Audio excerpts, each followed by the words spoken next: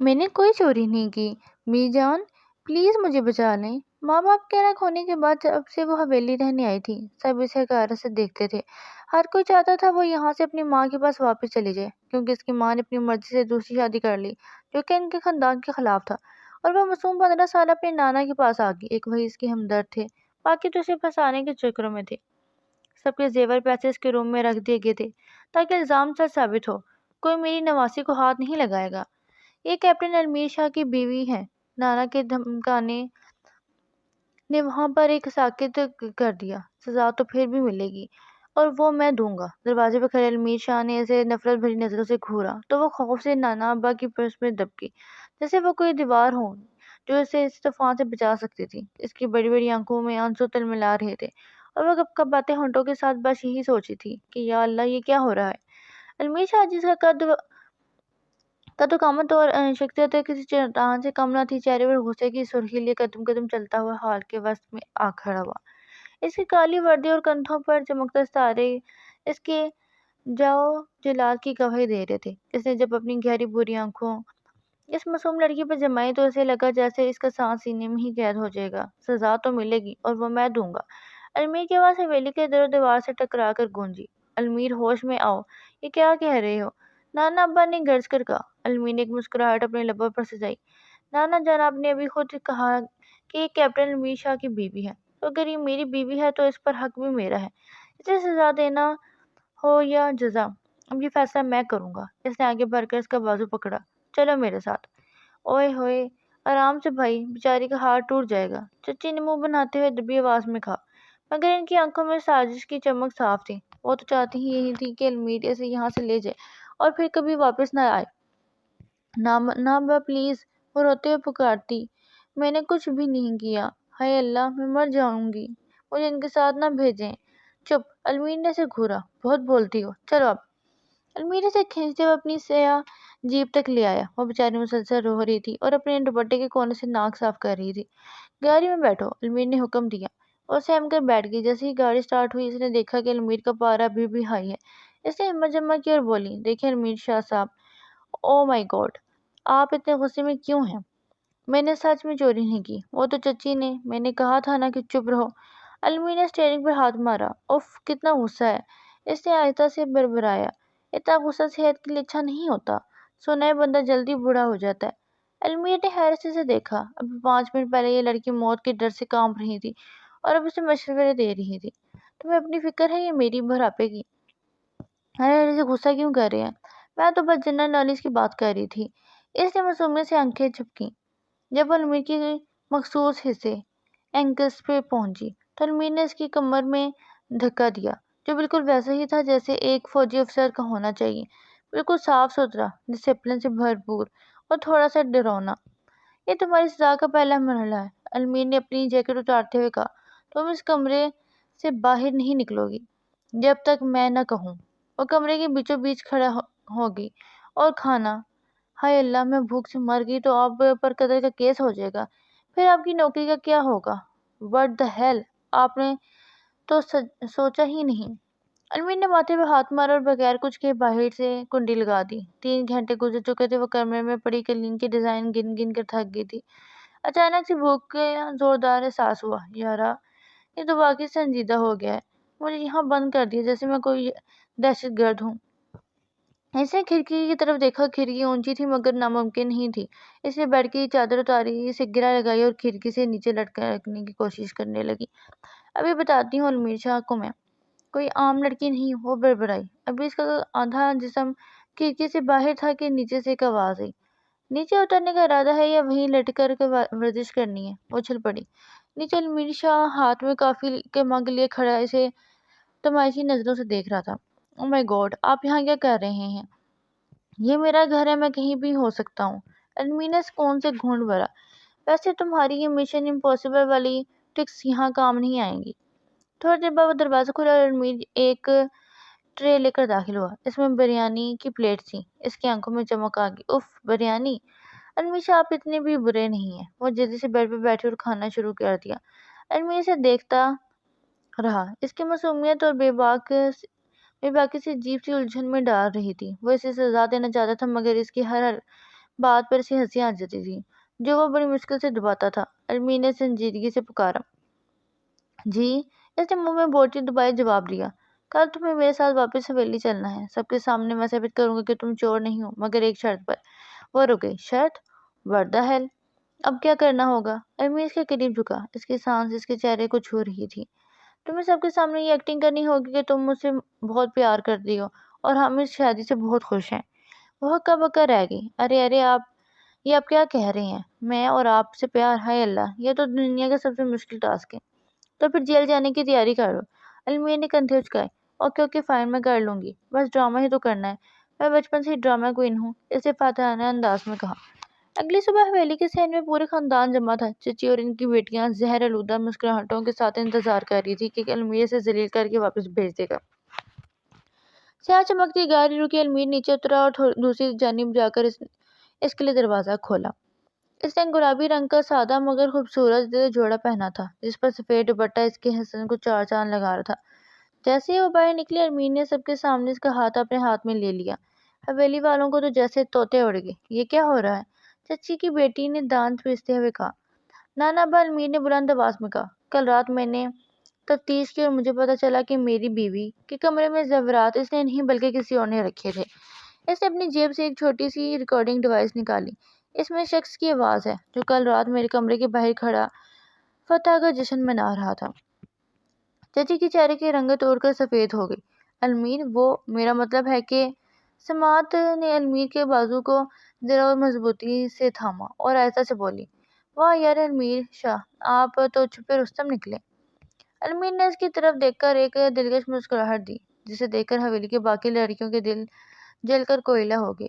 ابھی تو کہانی شروع ہوئی ہے مسز علمیر شاہ۔ علمیر نے اس کے کان میں سرگوشی کی۔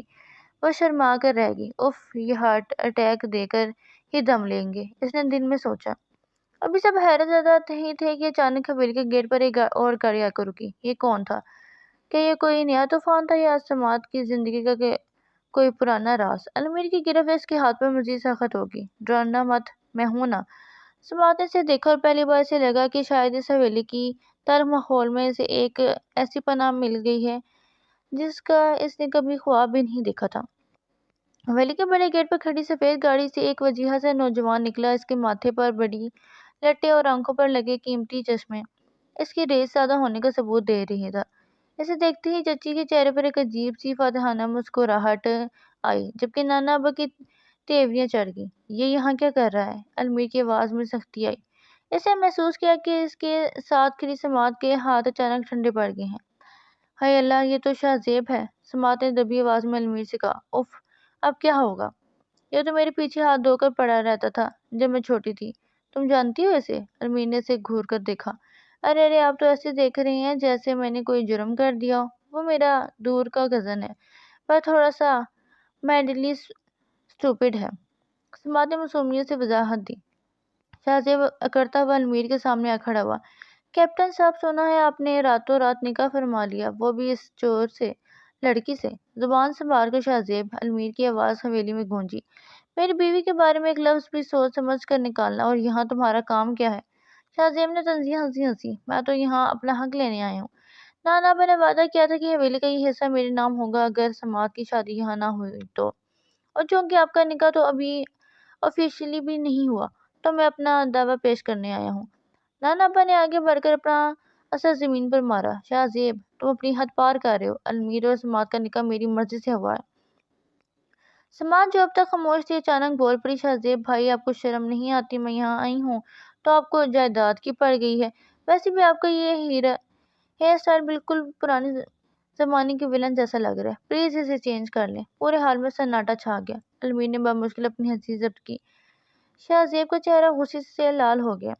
تم اس سے تو میں بعد میں نپٹوں گا۔ وہ غصے سے پیر پٹکتا ہوا اندر چلا گیا۔ نانا ابا نے حکم دیا کہ علمیر اور سماعت اب سے حویلی کے بلائی حصے کے بڑے کمرے میں رہیں گے۔ سماعت جب کمرے میں داخل ہوئی تو اس کی آنکھیں کھلی کی کھلی رہ گئی۔ او مائی گاڈ، یہ کمرہ ہے یا کوئی میوزیم؟ اس نے بھاگ کر بڑے سے شاہی بیڈ پر چھلانگ لگائی۔ اف، کتنے نرم گدے ہیں۔ نانا ابا زندہ باد۔ علمیر نے اپنا بیگ صوفے پر رکھتے ہوئے اسے دیکھنے لگا۔ یہ کوئی پلنگ نہیں ہے سماعت، یہاں ہر دیوار کے کان ہیں، تمہیں بہت ہوشیار رہنا ہوگا۔ سماعت بیڈ پر لیٹے لیٹے ہی بولی، یار المیر شاہ آپ ہمیشہ اتنے سیریس کیوں رہتے ہیں؟ کبھی مسکرایا بھی کریں۔ ویسے سچ بتائیں، آپ کو میری ایکٹنگ کیسی لگی؟ نیچے وہ پیار والا سین تو میں نے اتنا نیچرل کیا کہ مجھے خود پر شک ہونے لگا۔ المیر اس کے قریب آیا اور بیڈ کے کنارے پر جھک گیا۔ اس کے چہرے سماعت کے چہرے کے بالکل قریب تھا۔ تمہیں لگتا ہے وہ صرف ایکٹنگ تھی؟ اس نے گہری آواز میں پوچھا۔ سماعت کا دل زور سے دھڑکا۔ اس نے گھبرا کر آنکھیں بند کر لی۔ ہائے اللہ، اب یہ کیا نیا موڑ ہے، اس نے دل میں سوچا۔ اچانک المیر کے فون کی گھنٹی بجی۔ وہ پیچھے ہٹا اور فون اٹھا کر بالکونی میں چلا گیا۔ سماعت نے لمبا سانس لیا۔ اف، بال بال بچی، یہ بندہ تو سچ مچ کا خطرہ ہے۔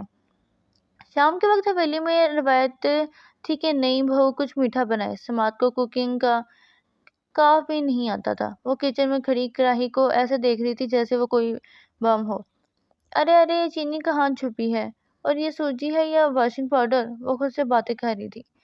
چچی اپنی بیٹیوں کے ساتھ کچن کے دروازے پہ کھڑی ہوئی۔ کیوں بہو بیگم، کچھ بنانا بھی آتا ہے یا صرف چوریاں ہی کرنے آتی ہیں؟ سما نے پلٹ کر ایک شاندار مسکراہٹ دی۔ چچی جان، میں وہ میٹھا بنا رہی ہوں جو صرف اعلیٰ ظرف لوگوں کو سمجھ آتا ہے۔ آپ ذرا دور ہٹیں، کہیں آپ کے قیمتی کپڑوں پر گھی نہ گر جائے۔ جیسے وہ چلی گئی، سماعت نے سر پکڑ لیا۔ ہائے اللہ، اب کیا کروں؟ اچانک پیچھے سے المیر کی آواز آئی، اگر اس میں نمک ڈالو گے تو یہ حلوہ نہیں پکوڑے بن جائیں گے۔ سماعت اچھل پڑی۔ آپ یہاں کیا کر رہے ہیں؟ جائیں یہاں سے، میرا کنسنٹریشن خراب ہو رہا ہے۔ میں نے دیکھا کہ میری ذہین بیوی کچن جلانے والی ہے تو سوچا مدد کر دوں۔ المیر نے آستینیں اوپر چڑھائیں اور بڑی مہارت سے چمچ پکڑ لیا۔ دونوں نے مل کر حلوہ بنانا شروع کیا۔ ایک موڑ پر جب سماعت نے الائچی ڈالنے کی کوشش کی تو اس کا ہاتھ المیر کے ہاتھ سے ٹکرا گیا۔ دونوں کی نظریں ملی۔ کچن کی تپش میں ایک عجیب سی مٹھاس گھلنے لگی۔ المیر شاہ، آپ فوج میں حلوہ بنانا سکھاتے ہیں کیا؟ اس نے ماحول کو ہلکا کرنے کے لیے مذاق کیا۔ نہیں، مگر جب بھوک لگے ہو اور دشمن سامنے ہو تو بندہ سب سیکھ لیتا ہے، اس نے شرارت سے کہا۔ رات کے پچھلے پہر جب پوری حویلی سو رہی تھی، سماعت کی آنکھ کسی آہٹ سے کھلی۔ اسے لگا جیسے کوئی اس کے کمرے کے باہر سے گزرا ہے۔ اتنی رات کو کون گھوم رہا ہے؟ اس نے کمبل ہٹایا اور دبے قدموں دروازے تک گئی۔ باہر گیلری میں اندھیرا تھا، مگر اسے ایک سائے کی جھلک نظر آئی جو شاہ زیب کے کمرے کی طرف جا رہی تھی۔ اس کے ہاتھ میں کوئی فائل تھی۔ سماعت نے سوچا، یہ ضرور کوئی گڑبڑ ہے، مجھے المیر کو جگانا چاہیے۔ مگر وہ تو ایسے سو رہا تھا جیسے کوئی معصوم بچہ۔ اس نے صوفے پر سوئے ہوئے المیر کو دیکھا۔ وہ اکیلی ہی اس سائے کے پیچھے چل پڑی۔ جیسے ہی وہ اسٹور روم کے پاس پہنچی، کسی نے پیچھے سے اس کے منہ پر ہاتھ رکھا اور اسے دیوار سے لگا دیا۔ وہ چیخنے ہی والی تھی کہ ایک جانی پہچانی خوشبو اس کے نتھوں سے ٹکرائی۔ یہ المیر تھا۔ خاموش، اس نے اس کے کان میں سرگوشی کی۔ تم یہاں کیا کر رہی ہو؟ اف، آپ نے تو میری جان ہی نکال دی تھی۔ میں نے کسی کو دیکھا ہے، وہ شاہ زیب کے کمرے سے کچھ لے کر نکلا ہے۔ المیر کی آنکھوں میں چمک آئی۔ میں بھی اسی کا انتظار کر رہا تھا۔ چلو میرے ساتھ، مگر شور مت کرنا۔ وہ دونوں سائے کی طرف حویلی کے خفیہ راستے کی طرف بڑھے۔ وہاں شاہ زیب اور چچی کھڑے کچھ بحث کر رہے تھے۔ تمہیں فائل مل گئی؟ چچی نے پوچھا۔ ہاں، اس میں نانا بک کے دستخط ہے جو انہوں نے سماعت کے نام جائیداد کرنے کے لیے کیے تھے۔ اب اگر یہ فائل غائب ہوگی تو سماعت کے پاس کچھ نہیں رہے گا اور اسے یہاں سے نکالنا آسان ہو جائے گا۔ شاہ زیب ہنسا۔ سماعت کا دل تیزی سے دھڑکنے لگا۔ او مائی گاڈ، یہ لوگ تو اتنے بڑے سازشی نکلے۔ اس نے غصے میں آ کر ایک پرانا گلدان جو پاس پڑا تھا اٹھایا۔ المیر نے اسے روکنے کی کوشش کی مگر دیر ہو چکی تھی۔ آؤٹ! سماعت نے زور سے گلدان زمین پر پٹکا۔ پورے گھر میں دھماکے کی آواز ہوئی اور شاہ زیب اور چچی اچھل پڑے۔ کون ہے؟ شاہ زیب چلایا۔ المیر نے اپنا ماتھا پیٹ لیا۔ یار، تم سے ایک منٹ سکون سے نہیں بیٹھا جاتا؟ اس نے سماعت کو گھورا۔ ارے ارے، اب جب ہنگامہ ہو ہی گیا تو سامنے جا کر لڑتے ہیں نا، سماعت نے بہادری سے کہا اور اندھیرے سے باہر نکل آئی۔ سرپرائز! اس نے ہاتھ ہلا کر شاہ زیب کو سلام کیا۔ المیر بھی سائے سے باہر نکل آیا۔ اس کی آنکھوں میں اب وہ قہر تھا جو کسی طوفان سے پہلے آتا ہے۔ شاہ زیب، فائل واپس کرو اس سے پہلے کہ میں اپنی فوجی تربیت کا استعمال تم پر کروں۔ حویلی کے اس تاریک کونے میں وقت جیسے تھم گیا۔ شاہ زیب کے ہاتھ میں موجود فائل اب اس کے کانپتے ہاتھوں کا بوجھ بن چکی تھی۔ المیر شاہ کے چہرے پر موجودہ قہر آلودہ سکون کسی بڑے طوفان کا پیش خیمہ تھا۔ المیر، تم غلط سمجھ رہے ہو۔ میں تو بس… شاہ زیب نے ہکلا کر صفائی دینے کی کوشش کی۔ What the hell! سماعت نے بیچ میں اسے لقمہ دیا۔ شاہ زیب بھائی، صفائی تو ایسے دے رہی ہیں جیسے دودھ کے دھلے ہوں۔ اوف، اتنی جھوٹ بولنے کی ٹریننگ کہاں سے لی ہے آپ نے؟ المیر نے قدم آگے بڑھایا اور شاہ زیب کے ہاتھ سے وہ فائل ایسی جھپٹی جیسے کوئی عقاب اپنا شکاری چھپتا ہے۔ تمہاری ہر حال چال پر، سازش پر میری نظر تھی۔ تمہیں کیا لگا ایک کیپٹن کی آنکھ میں دھول جھونکنا اتنا آسان ہے؟ اسی وقت نانا بد جو شور سن کر جاگ چکے تھے اپنی چھڑی ٹکتے ہوئے وہاں پہنچ گئے۔ ان کے پیچھے حویلی کے دیگر افراد بھی جمع ہو گئے تھے۔ جب حقیقت سب کے سامنے کھلی تو چچی کے پیروں تلے سے زمین نکل گئی۔ نانا بن کا غصہ آسمان کو چھو رہا تھا۔ شاہزیب اسی وقت اس حویلی سے نکل جاؤ، اور بہو تم نے جو کیا اس کے بعد تمہاری اس گھر میں کوئی جگہ نہیں۔ نانا کا فیصلہ حتمی تھا۔ اگلی صبح حویلی کی فضا بالکل بدل چکی تھی۔ سازشی لوگ جا چکے تھے اور ایک عجیب سا سکون چھا آیا ہوا تھا۔ سماعت بالکل کونے میں کھڑی ٹھنڈی ہوا کے جھونکے کا مزہ لے رہی تھی جب المیر وہاں آیا۔ تو مسز سماعت، المیر شاہ، اب آپ کا کیا ارادہ ہے؟ المیر نے شرارت سے پوچھا۔